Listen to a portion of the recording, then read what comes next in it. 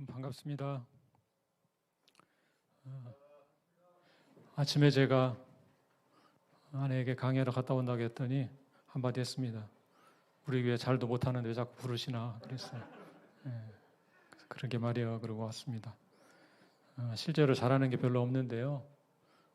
좀 이런 자리에 서게 되어서 송구스럽기도 하고 또 감사하게 생각하고 그렇습니다.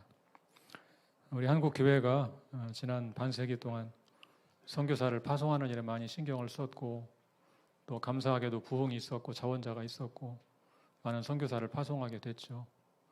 그러다 보니까 그 선교사를 돌보는 문제에 대해서는 막상 많이 신경을 쓰지 못했죠.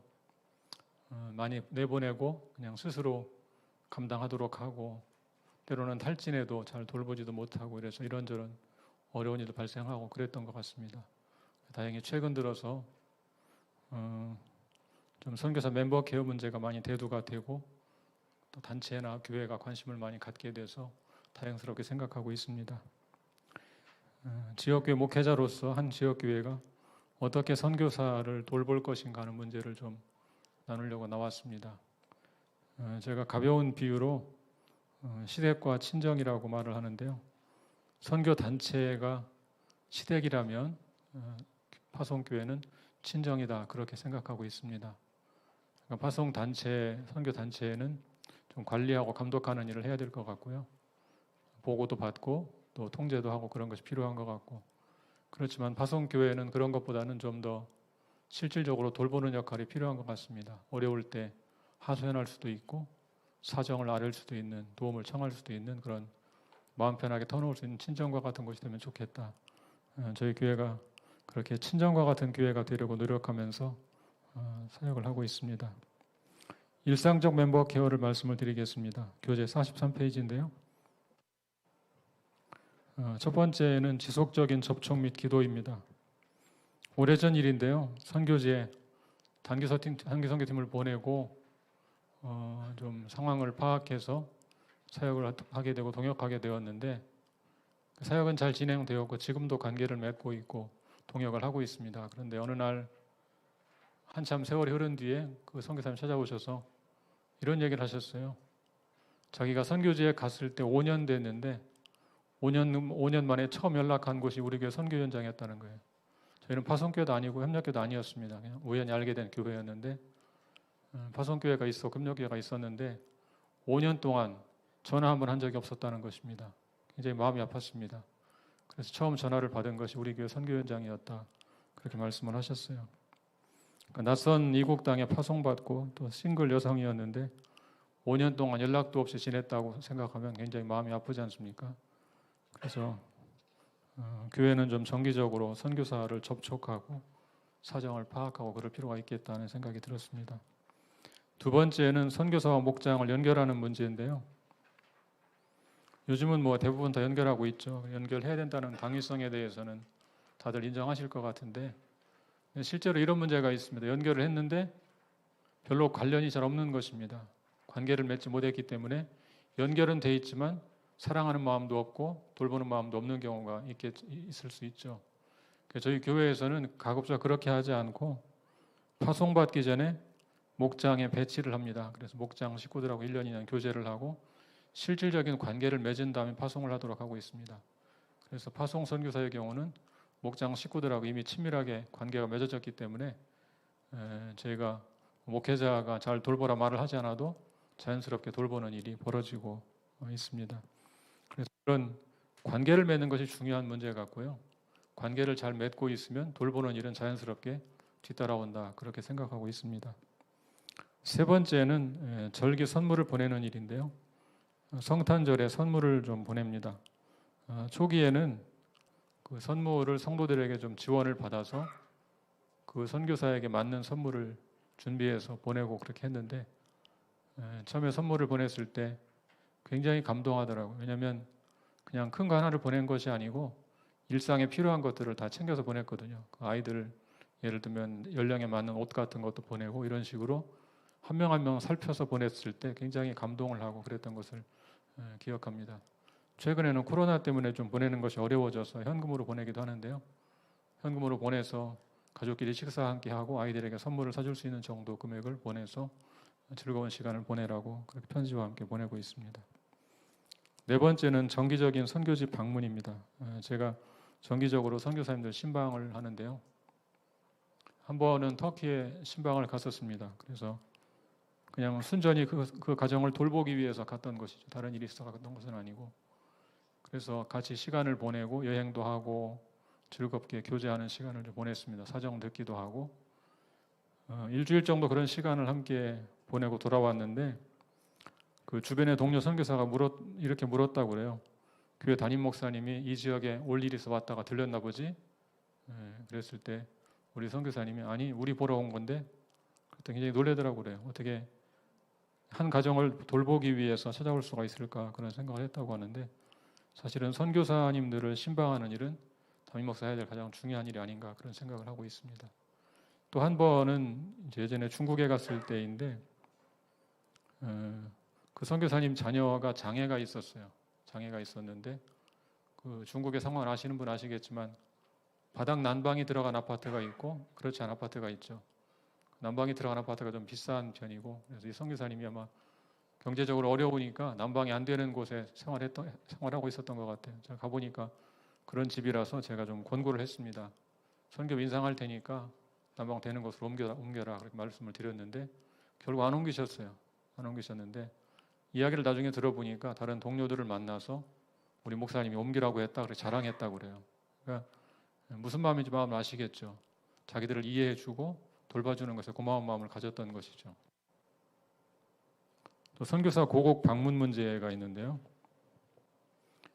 제가 자료가 다 있기 때문에 간단하게 그냥 말씀을 드리고 지나가고 혹시 마지막에 시간이 좀 되면 질문을 받도록 하려고 좀 빨리 진행하고 있습니다. 선교사가 고국에 찾아왔을 때 대부분 다 몸과 마음이 지쳐있는 경우가 많죠. 그래서 의료 지원이 필요한 것 같습니다. 웬만큼 규모가 있는 교회라면 교회 안에 의사들이 많이 있습니다. 그분들을 활용할 수도 있고 그렇지 않으면 또 선교사에게 혜택을 베풀어주는 의사들이 좀 있습니다. 연결을 해서 의료 지원 서비스를 하는 것이 필요한 것 같습니다. 그리고 긴급 지원비를 평소에 편성을 해놓았다가 의료비가 필요할 때 지원하는 방식으로 사용을 하고 있습니다. 또 상담 서비스를 제공하기도 합니다. 정신적으로 굉장히 피폐해진 경우가 많기 때문에 교회 안에 상담사들을 활용해서 상담을 붙여서 상담을 받게 하고 상담 받고 병원 치료도 받고 그렇게 해서 회복해서 갈 수 있도록 그렇게 하고 있습니다. 여섯 번째는 선교사 가족에 대한 케어 문제인데요. 제가 교회를 개척하고 6개월도 안 돼서 한 선교사를 중국에 파송했었습니다. 이분이 연구단 연구원이셨는데 40대 한참 연구소에서 활동하고 잘 나갈 때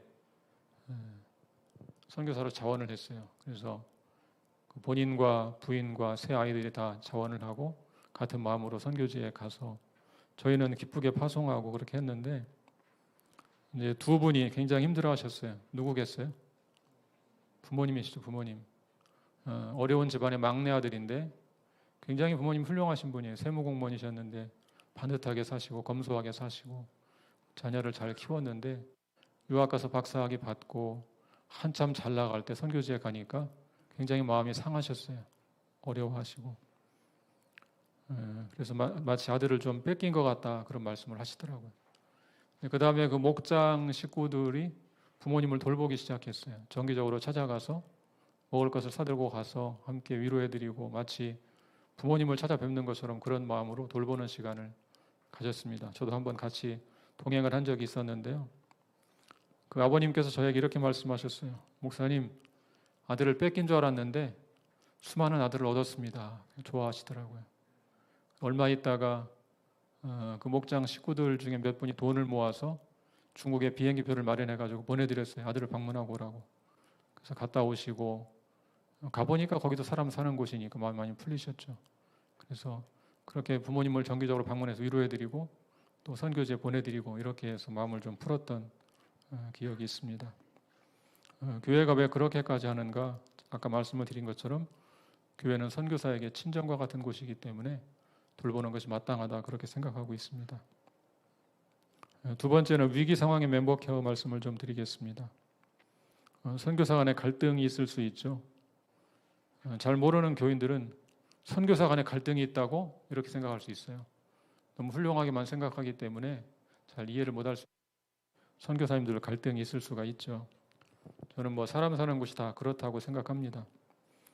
그러나 그런 갈등이 생겼을 때 조치를 바로 취하지 않으면 갈등이 심각해질 소지가 있죠. 그래서 제가 한 번은 저희 선교 목사님을 모시고 같이 둘이 선교지에 방문한 적이 있었어요. 갈등 문제가 너무 심각해서 해결하기 위해서 일주일 동안 시간을 보내면서 상담하고 함께 좀 교제하는 시간을 가졌습니다. 나중에 굉장히 그 지역 선교사들이 놀랬다고 그러더라고요. 담임 목사 혼자 오거나 선교 목사 혼자 오거나 그럴 줄 알았는데 둘이 같이 와서 문제를 해결하려고 노력하는 것을 보고 굉장히 놀랬다 그래요. 그래서 그렇게 하는 이유는 선교사도 사람이고 탈진할 수 있고 관계가 어려워질 수 있기 때문에 그런 때 돌보는 것이 필요하다고 생각해서 그렇게 했습니다. 두 번째는 선교사 자녀의 위기 상황에 대한 멤버 케어 문제인데요. 어느 날 선교사님께서 기도 제목을 보내오셨어요. 자녀 문제로 많이 어렵다. 보니까 이제 그분이 터키에 계신 분이셨는데 너무 국제학교가 비싸니까 보내지를 못했어요. 현지 학교는 적응을 잘 못하고 그래서 집에서 홈스쿨링을 시작했었습니다.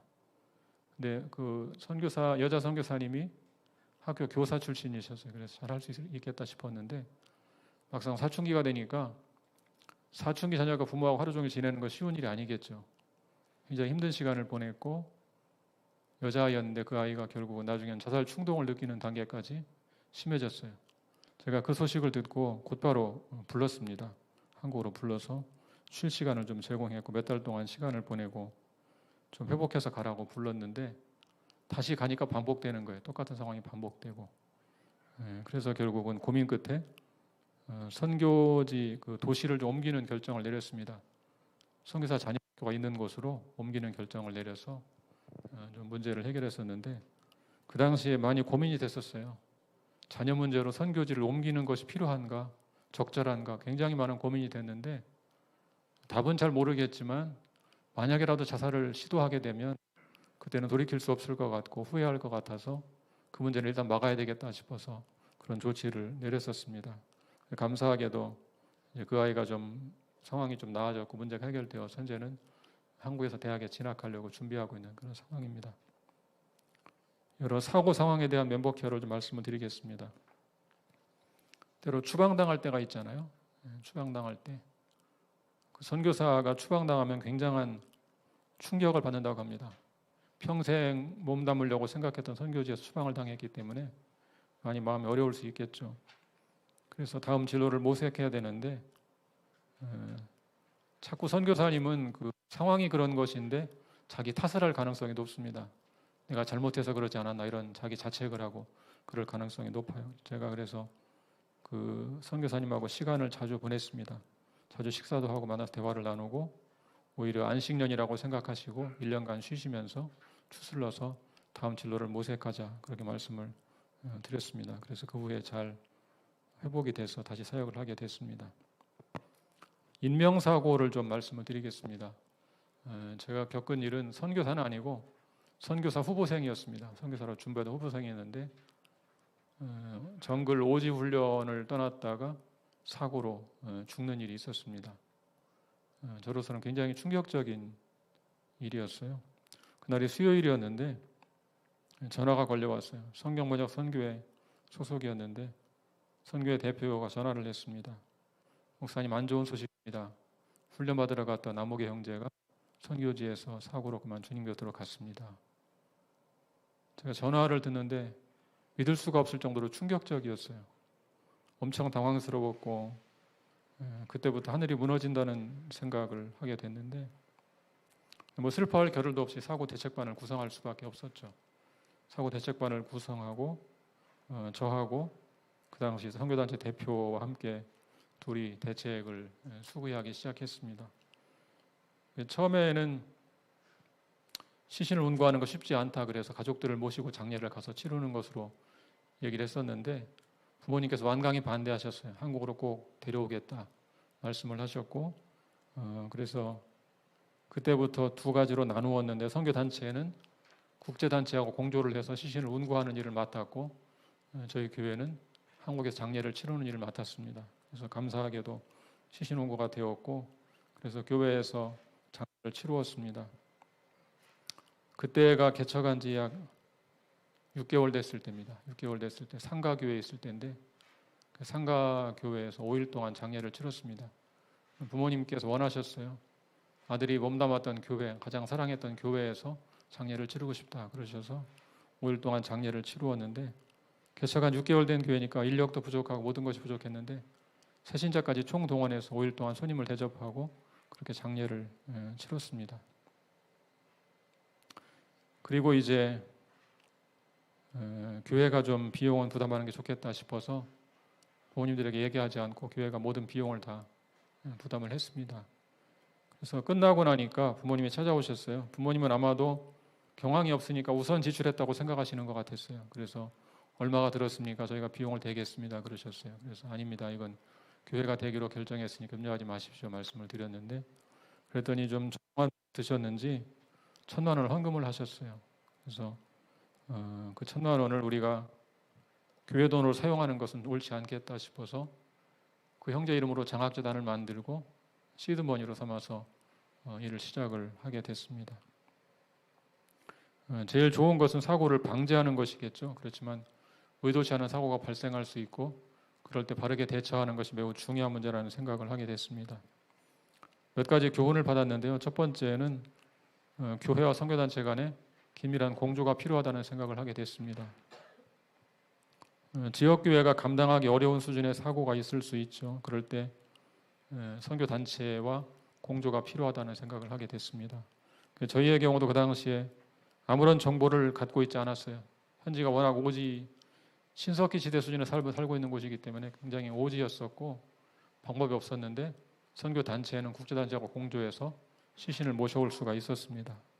그래서 그때 일을 겪으면서 단체가 없이 파송하는 것은 매우 위험하겠다 그런 생각을 좀 하게 됐습니다. 그래서 공조하는 것이 필요하겠다는 생각을 하게 됐고요. 두 번째는 이런 사망사고 발생했을 때 교회가 할 일은 가족들의 편에 서는 것이다 하는 교훈을 얻게 됐습니다. 매우 충격적인 일이잖아요. 부모님의 입장에서는. 제가 처음에 소식을 듣고 전화로 갔을 때 그 일을 잊을 수가 없습니다. 입이 떨어지지가 않더라고요. 그 말 하기가 쉽겠습니까? 집사님 아들이 죽었습니다. 이 말을 해야 되잖아요. 실질적으로. 아무리 말을 부드럽게 해도 그 말은 그 말 같은 말이잖아요. 제가 조심스럽게 저희 성도들을 모시고 가서 정중하게 말씀을 드렸어요. 집사님, 아들 나무가 사고로 주님 곁에 갔습니다. 그때 그 아버님은 주먹으로 방바닥을 쿵쿵 치시더라고요. 어머님은 부들부들 떠시고. 제가 정말 그 장면을 잊을 수가 없어요. 다시는 겪고 싶지 않은 충격적인 일이었는데 그래서 그때 그런 생각을 했어요. 어떻게 이분들을 위로해드려야 되겠다. 그래서 그 다음부터 장례식이나 이후의 절차가 협의하는 일은 무조건 다 제가 했습니다. 여러 사람이 나서면 혼선이 생길 것 같아서 상처가 될 수 있을 것 같아서 못하게 했고 무조건 제가 그 일을 맡았습니다. 그래서 요구하는 일은 무엇이든 들어드렸습니다. 워낙 예민한 상황이고 힘든 상황이기 때문에 요청하는 건 무엇이든 다 들어드리는 방식으로 관계를 맺었고 그 후에도 지금까지 이제 17년 지났는데 지금도 매년 찾아뵙고 말씀을 나누고 또 연락이 오면 들어드리고 그런 시간을 계속 갖고 돌보고 있습니다. 세 번째는 그런 사고의 의미를 영적으로 승화시키는 노력이 필요하다는 생각을 하게 됐습니다.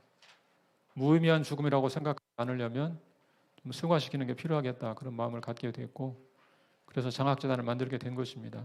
그래서 그 형제가 성경번역 선교회 선교사로 준비하고 있었기 때문에 그런 성경번역 선교회 선교사 후보생들을 돌보는 장학재단을 마련을 했고 지금까지 수십 명에게 장학금을 지급해서 돌보는 일을 하고 있습니다.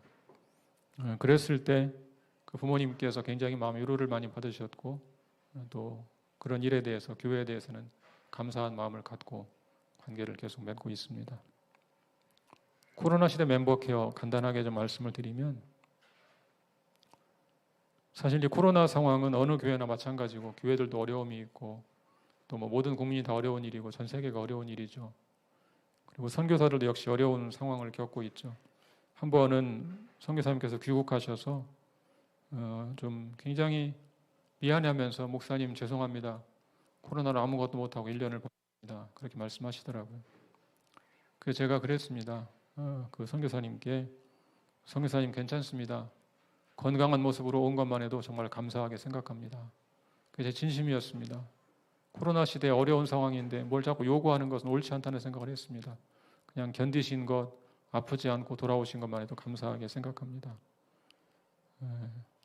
이럴 때 만약 파송교회가 어떤 열매를 요구하며 다그치면, 성과를 요구하면 굉장한 상처를 받을 수밖에 없겠죠.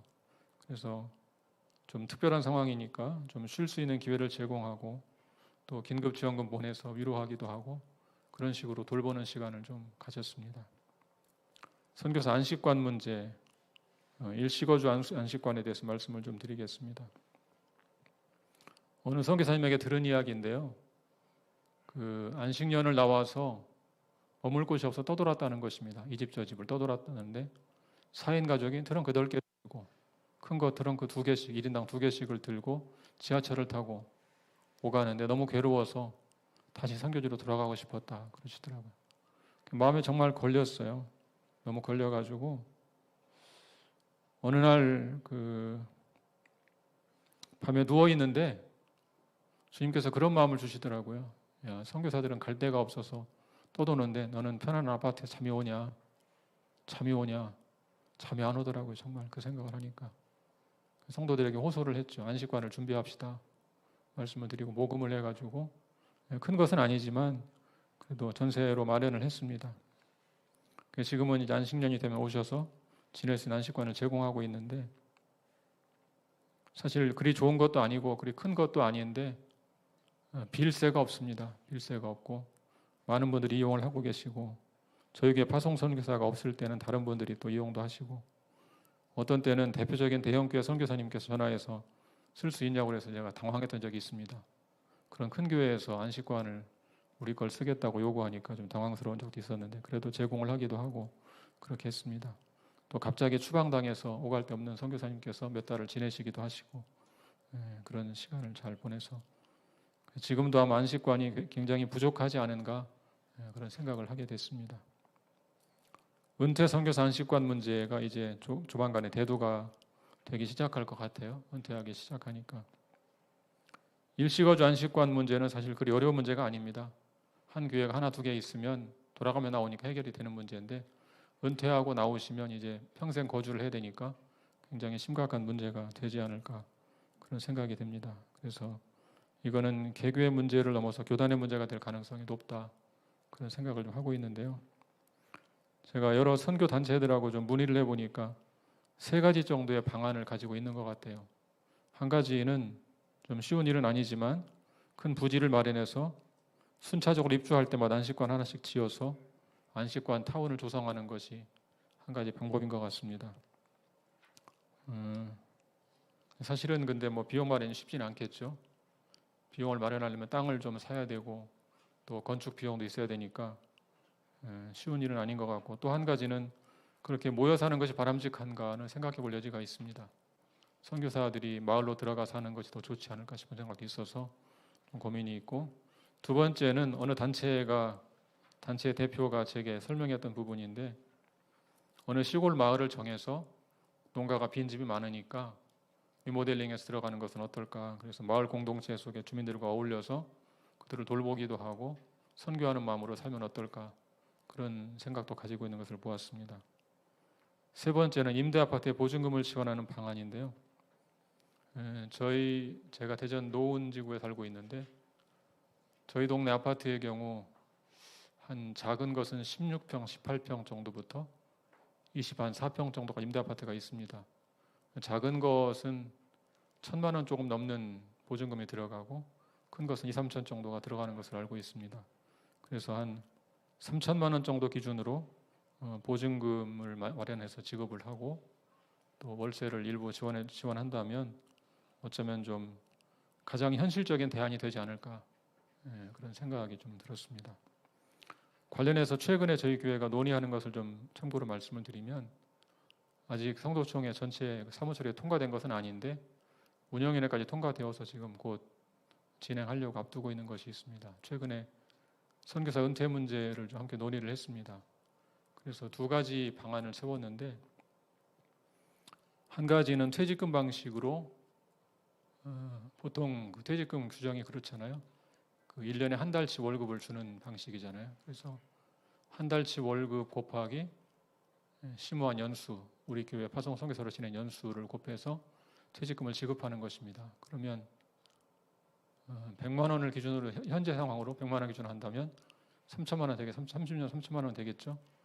30년 사역했다면 그 정도가 될 것이고, 그러면 3천만 원을 일시불로 지급을 하고 그것을 보증금으로 쓸 수 있게 하고, 그 다음에 연금 형식으로, 연금은 보통 교단 규정이 70%를 주도록 돼 있잖아요. 마지막 월급 70%. 100만 원이라면 70만 원씩 10년간 지급하는 것으로 그런 계획을 세웠습니다.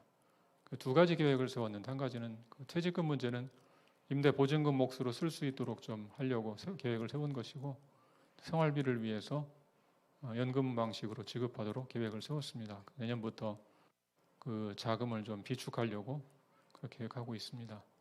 그리고 이미 국민연금은 교회에서 지원하는 방식으로 지급을 하고 있고, 그래서 국민연금하고 그 연금하고 함께 모은다면 최소한의 생활은 할 수 있는 대책이 세워지지 않을까, 그렇게 계획을 세우고 있습니다. 그래서 연금 제도를 좀 잘 대책을 세워야 될 것 같고, 그리고 집 문제, 주거 문제를 세워야 될 것 같고, 선교사님들도 개인적으로 형편이 다르기 때문에 개인이 마련할 수 있는 길이 있다면 그것을 염려할 것이 아니겠죠. 그렇지만 대책이 아무것도 없는 분들, 정말 빈손으로 나오시는 분들은 최소한 임대 아파트에 살면서 생활할 수 있는 그런 비용은 교회가 좀 돼야 되겠다, 그렇게 마음을 먹고 준비하고 있습니다. 저희는 아직은 해당자가 없습니다. 앞으로 한 10년쯤 지나야 되는데, 그래서 70세 은퇴하시면 80세까지는 책임을 지고 교회가 돌보는 것으로 그렇게 계획을 세우고 있습니다. 선교사의 멤버 케어라는 것이 교회 영적 분위기하고 관련이 깊을 것으로 생각이 됩니다. 그래서 선교사를 귀하게 여기는 풍토가 조성되는 것이 매우 중요한 일인 것 같고요. 그런 풍토가 조성되면 자연스럽게 멤버 케어를 잘 하게 되고 그런 것 같습니다. 저희 교회는 제가 처음부터 선교사님들을 굉장히 존중하는 문화를 만들었고 그런 걸 강조를 했습니다. 그래서 저희 교회 성도들은 그래도 선교사님들을 굉장히 존귀하게 생각하고 귀하게 헌신한 분으로 생각하고 있기 때문에 이런 멤버 케어가 잘 이루어지는 것 같습니다. 근데 제가 강의를 좀 마치면서 한 가지 말씀을 드리려고 하는 것은, 저희 교회는 사실 아마추어입니다. 아마추어. 성도들이 직접 하는 것이고 교역자가 별로 간섭하지 않는 편입니다. 아마추어의 장점, 약점이 다 있습니다. 약점은 좀 체계적이지 못하다는 약점이 있고, 장점은 즐겁게 한다, 자원해서 한다는 장점이 있겠죠. 그래서 좀 체계적이지 못한 면이 있고 부족한 면이 많이 있습니다. 그렇지만 아마추어의 장점이 자발적으로 기뻐서 즐거워서 하는 것이니까 성도들이 스스로 자발적으로 돌보는 일을 하기 시작하고, 그래서 때로는 제가 생각하지 못했던 그런 멤버 케어가 이루어지기도 하고, 그렇습니다. 그래서 때로 실수도 많지만 그래도 조금씩 좀 계산하면서 돌아보면서 멤버 케어를 잘 강화하고 있는 그런 상황입니다. 혹시 궁금하신 게 있으시면 제가 답변 일부 드리도록 하겠습니다. 원래 질문 시간 없는 건가요? 있으시면 자유롭게 괜찮습니다. 아마 손을 드시면 마이크를 주실 것 같아요, 뒤에서.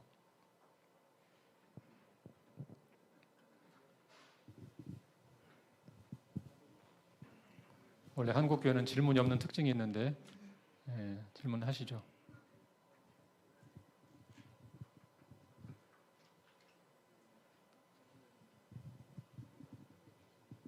둘 중에 하나겠죠. 강의를 워낙 못해서, 워낙 잘해서.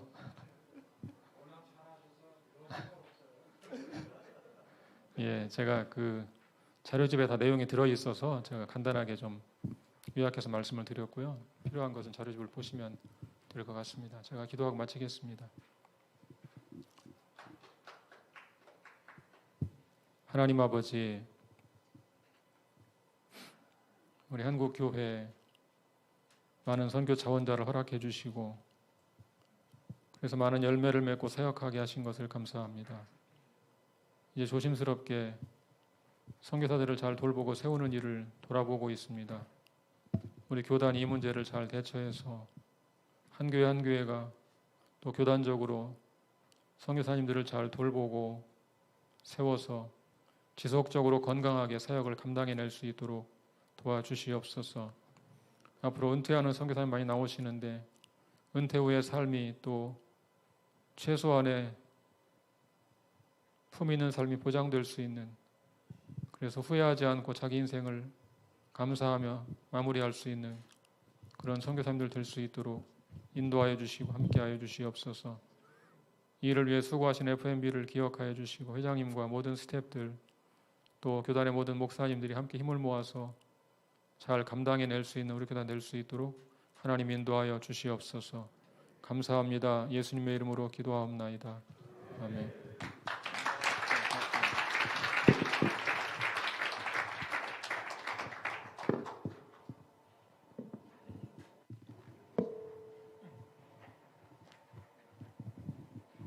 지금 우리 토의 시간인데요. 제가 잠깐 좀 소개를 할게요. 여기 성사님 몇 분 와 계시는데 우리 문성호 성사님 잠깐 일어나 주시겠어요? 우리 김가울 성사님.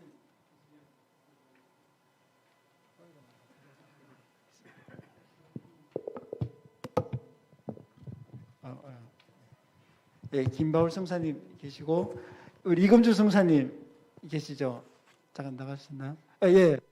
그리고 우리 주민회 회장님도 계시고 이사님 몇 분 계시는데 우리 요분 우리 이영은 이사님하고 김종성 이사님 요분들이 우리 조장으로 우리가 좀 챙겨주시면 되는데요. 제가 보니까 이게 자유롭게 하니까 이게 토의가 안 돼서 조금 반강제적으로 이 앞에 세 그룹을 우리가 주민회 회장님이 좀 이렇게 앞에 세 그룹을 같이 앉아서 해주시고 여기 뒤에 바로 두 그룹을 문성호 선사님 여기 가서 조장으로 좀 이렇게 챙겨주시고요. 바로 뒤에 있는 이 두 그룹은 우리 김바울 성사님이 이렇게 4번 해주시면 되고 우리 6번 이게 6번 자리를 이제 우리 아까 우리 이금주 성사님이 좀 이게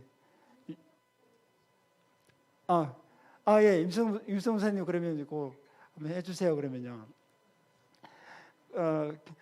지금 그러면 아까 그러면 4번에 임승근 목사님 해주시면 되고요.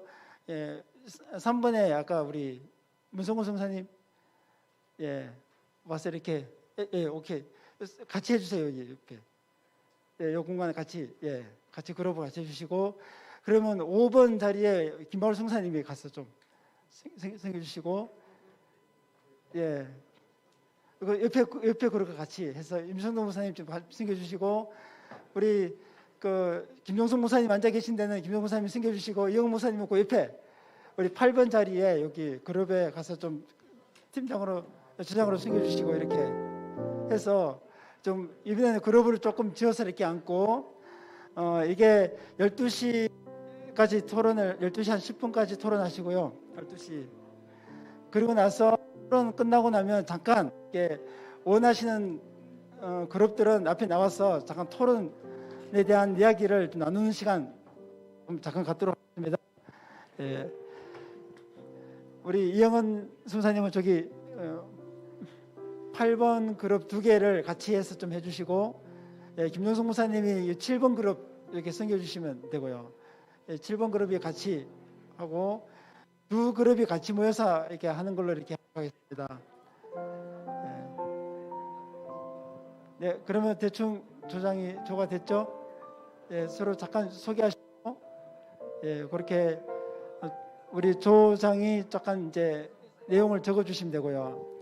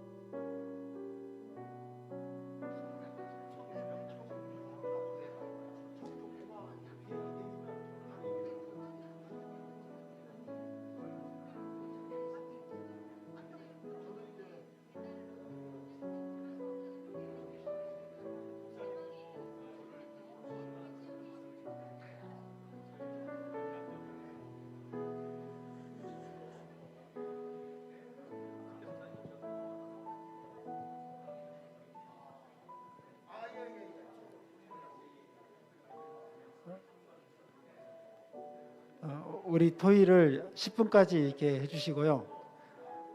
10분 내 우리가 몇 개 그룹 혹시 토의한 내용 위해서 이렇게 우리가 몇 개 조는 나눌 수 있도록 이렇게 하도록 하겠습니다. 한 2분, 3분 정도 안에 이제 우리 그룹 토의를 조금 마무리해 주시고 10분 후에는 이게 그룹별 나눔을 갖도록 하겠습니다.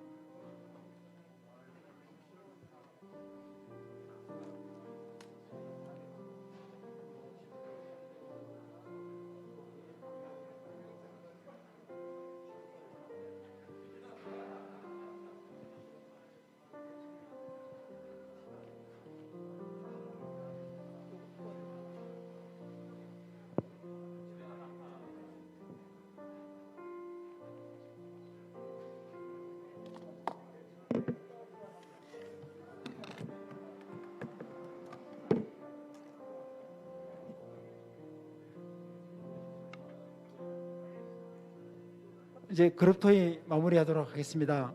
우리 또 밥도 먹어야 되기 때문에 우리 식사하기 전에 우리 각 그룹에서 좀 이걸 같이 공유했으면 좋겠다 생각되어지는 이런 내용들이 있으면 잠깐 우리 나오셔서 이제 나눔을 가졌으면 좋겠습니다. 예, 시간상 아마 모든 조가 나누면 좋은데 가능하다면 좀 나누고 나눌 때는 거의 한 2분 안으로 딱 요약을 하면 정리하면 예, 많은 그룹들이 나눌 수 있을 것 같습니다. 없으면 이게 지목할 수 있기 때문에 예. 그러면 지금 이제 우리 토론을 마무리하고 이제 우리 조별로 어떤 토론이 있었는지 잠깐 나눔을 갖도록 이렇게 하도록 하겠습니다. 예.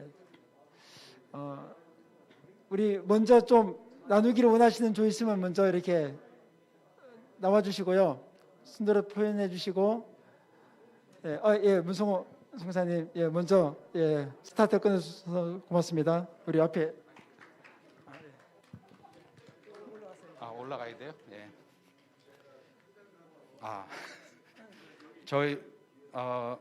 저희 조에서는 좀 이제 그 안식관에 대해서 좀 말씀을 해주셨는데 안식관을 이제 각 지역에서 각 지방 교회들이 조금 아까 그 발표해 주신 것처럼 작게 뭐 전세나 뭐 이런 식으로 해서 마련하면은 이렇게 전체적으로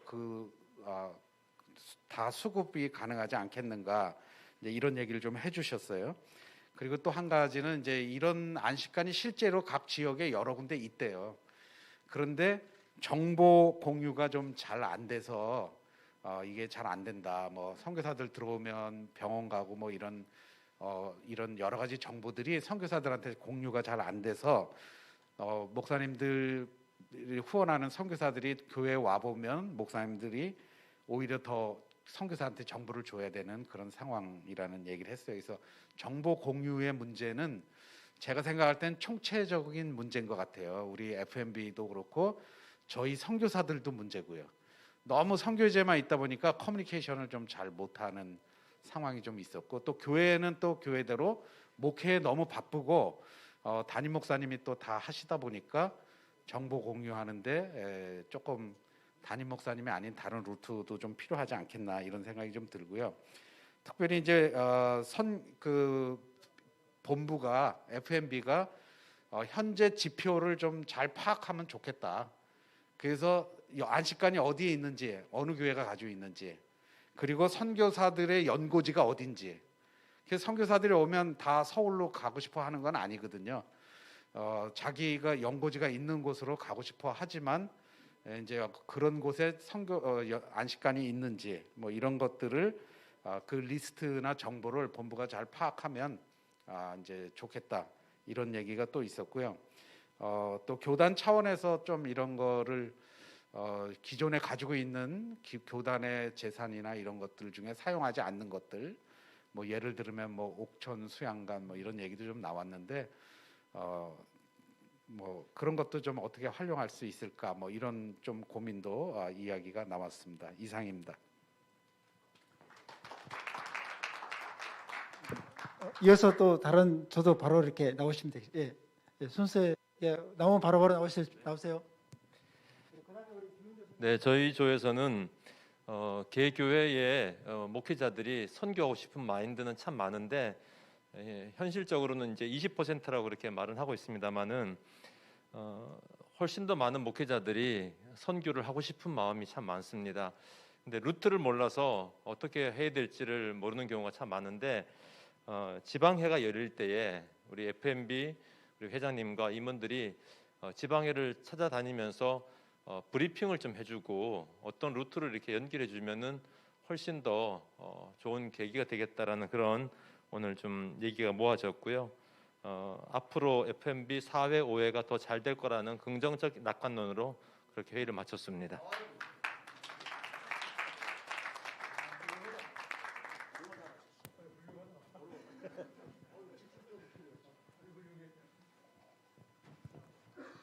예, 저희 교회에서는 이게 다양한 분들이 우리 교회에 모였습니다. 그러다 보니까 이제 선교사 그 개교에서 어떻게 이제 파송 선교사를 케어하고 있는가에 대한 이야기도 나왔고요. 특히 이제 그 중에서 한 분이 파송 선교사 현장에 의료보험 제도를 활용해 가지고 의료보험을 넣어줬다. 그래서 그 땅에서 의료 혜택을 받을 수 있도록 했다라는 그런 말씀을 하셨고요. 굉장히 중요하게 저희 교회에서 나왔던 것 하나는 뭐냐면은 선교사님들 부모님 케어를 해주자라는 말이 나왔습니다.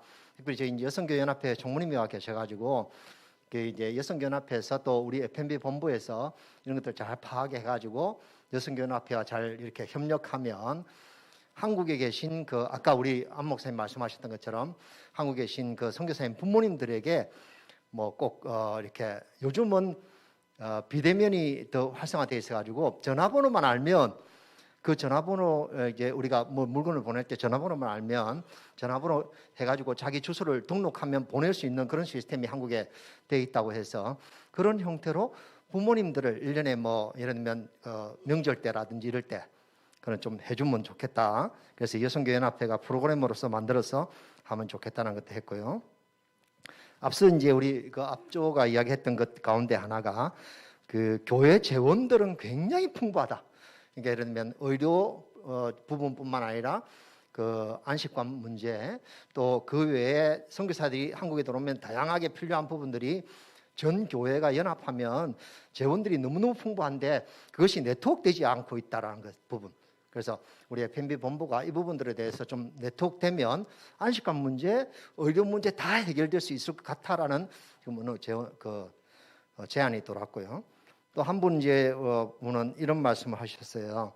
굉장히 선교사에게 힘이 되는 말인데, 선교사가 가서 그곳에서 사역을 잘하고 뭐 크게 하고 이것보다 훨씬 더 중요한 것은 그 선교사가 그 땅에 가가지고 그 땅에 있어서 그 땅에서 예배 드릴 수 있다는, 가정 예배만 드릴 수 있다는 것만 가지고도 하나님께서 그 땅 가운데 임재하셔서 하나님 나라를 이루어 가실 것이기 때문에 선교사들에게 너무 많이 그 사역에 대한 요구들을 하지 말자, 그런 말씀을 해주셔서 제가 그 이야기를 들으면서 굉장히 큰 힘이 되었습니다. 그래서 파송교회가 선교사들을 이해하는, 그래서 우리가 앞쪽에서도 이런 이야기가 있었는데 두잉이 아니라 비잉으로 선교사들을 바라보고 접근하는 것이 좋겠다라는 그런 말을 해서 굉장히 격려가 되었고 좋았습니다. 저희 조회에서는 이렇게 나왔습니다. 감사합니다.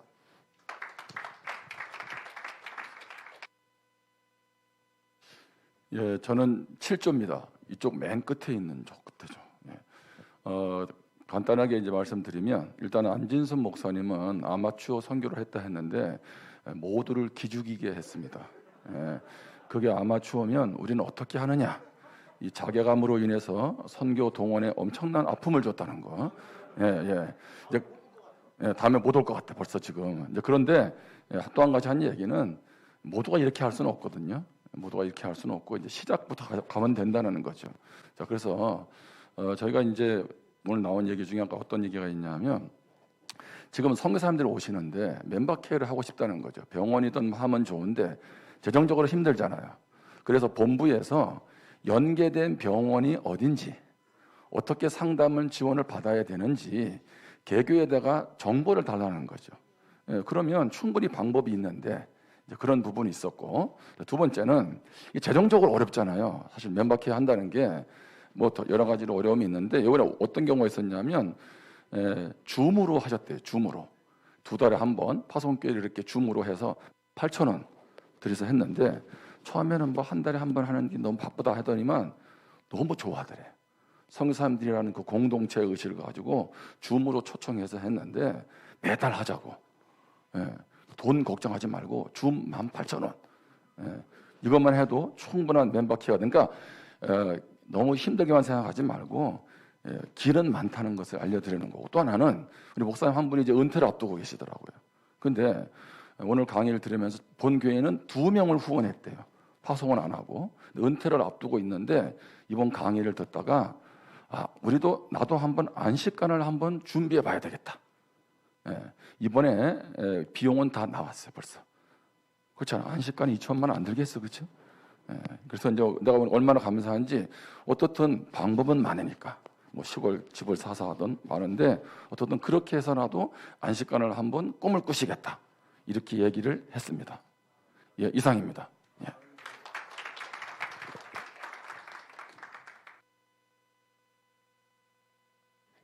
(6조) 먼저 해야 되는데 7조가 나타나가지고,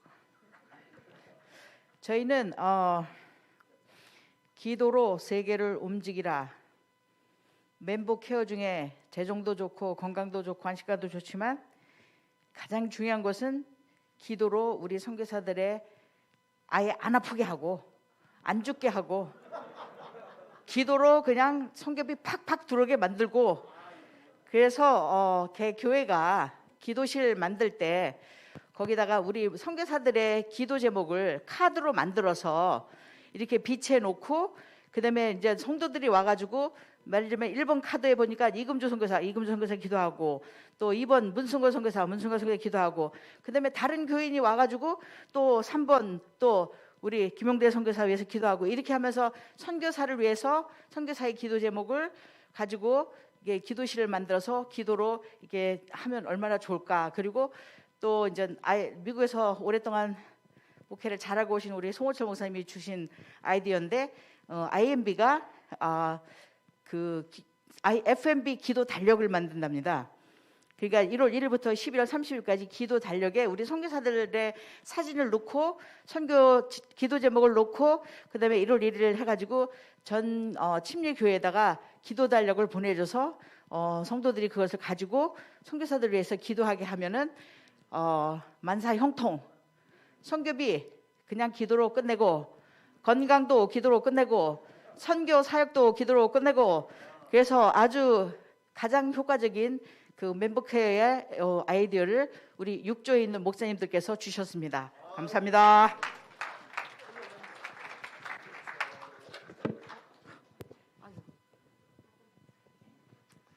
안녕하세요. 4조입니다.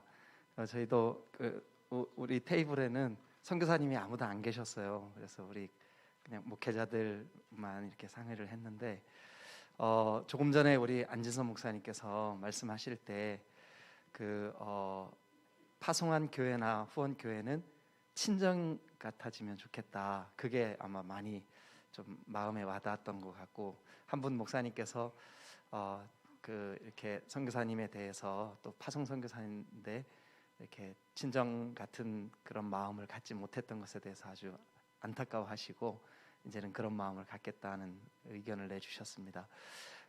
이제 그 나왔던 의견 중에 하나가 선교 수련회라는 그 타이틀이 나왔는데 그게 뭐냐면 파송교회든 후원교회든 간에 선교사가 교회를 방문했을 때 그 선교사와 담임 목회자가 그 담임 목회자 부부가 같이 1박 2일이든 2박 3일이든 여행을 하는 거예요. 그래서 선교사님의 그 마음을 좀 만져주고 들어주고 그래서 그런 이제 우리 조에서는 그 어떤 교회 같은 경우 이제 선교지 이름으로 목장 이름을 이렇게 다 지어서 그 목장 식구들이 선교사님이 오셨을 때 함께 이렇게 선교 수련회를 1박 2일 정도 이렇게 하고 또 담임 목사가 이렇게 그 1박 2일 정도 선교사님과 함께 시간을 보내면서 기도 제목도 나누고 또 교회 기도 제목도 선교사님에게 말씀을 해서 교회와 선교사님이 정말 우리가 한 지체다, 한 몸이다라고 하는 그런 의식을 좀 갖게 해주면 좋겠다는 그런 말씀을 해주셨어요. 또 우리 안동찬 목사님이 이제 은퇴 선교사님은 아닌데 추방 당하신 선교사님이 한국에 오셔서 이렇게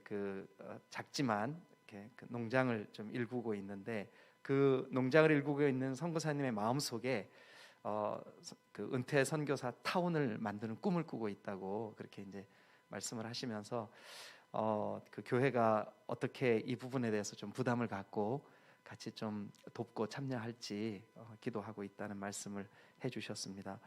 또 우리 어떤 목사님은 이제 선교지에 계시는 선교사님이 갑자기 아프셨는데 약을 보내려고 개교회가 준비를 하다 보니까 약을 보낼 방법이 없더래요. 약이 보내지지가 않더래요. 그래서 이제 그런 안타까움을 얘기를 하시면서 아까 우리 안진선 목사님 강의 중에 선교사님을 신방하는 이야기 아마 도전이 많이 되신 것 같아요. 그래서 선교사님께 방문하기를 원한다. 이제 그런 말씀을 해주셨고 또 한 분은 이제 선교사님 부부가 외형적으로 볼 때는 선교도 잘하고 계시고 모든 면에서 다 좋은데 부부 관계 안에 아주 심각한 갈등 문제가 있었는데 그 문제를 해결하기 위해서 직접 방문도 해보시고 또 이렇게 했는데도 잘 어려움이 있어서 목사님이 한국에서 하고 있는 기도 그룹이 있었대요. 동역자 그룹. 거기에 이제 선교사님의 문제를 도움을 청하고 또 그 기도 그룹이 이스라엘 성지순례를 가는 기회가 있었는데 가는 길에 선교사님 계시는 지역을 경유해서 이렇게 가면서 그 기도 그룹이 가서 같이 기도를 해주었더니 많은 부분 좀 이렇게 위로가 되었다 하는 그런 말씀도 해주셨습니다. 하여튼 뭐 여러 가지 의견들이 많이 나왔는데 다양한 선교사님들을 위한 멤버 케어가 우리 교단도 지금 이제 좀 이렇게 시작돼야 되지 않겠나 하는 생각이 듭니다. 감사합니다.